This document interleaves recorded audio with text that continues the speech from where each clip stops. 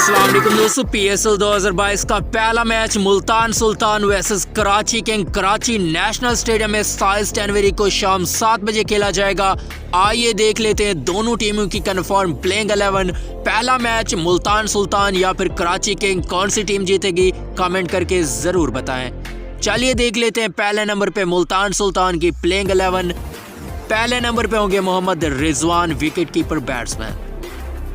दूसरे नंबर पे शान मसूद, तीसरे नंबर पे सुहेब मकसूद, चौथे नंबर पे रेले रसो, पांचवें नंबर पे होंगे खुशदिल शाह, छठे नंबर पे टिम डेविड, सातवें पे ओडिन स्मिथ, आठवें पे होंगे अनवर अली, नौवें पे इमरान ताहिर, 10वें पे शाहनवाज धानी, 11वें पे अब्बास अफरीदी।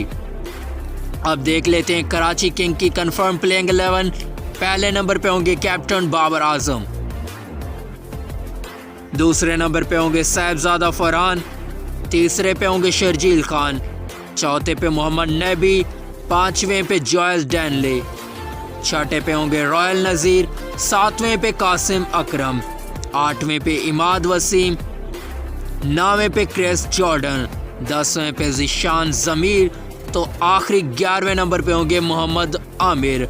किसकी प्लेइंग 11 ज़्यादा बेटर है कमेंट करके ज़रूर बताएं। मिलते हैं किसी और अच्छी वीडियो में, तब तक दीजिए इजाज़त। अल्लाह हाफिज़।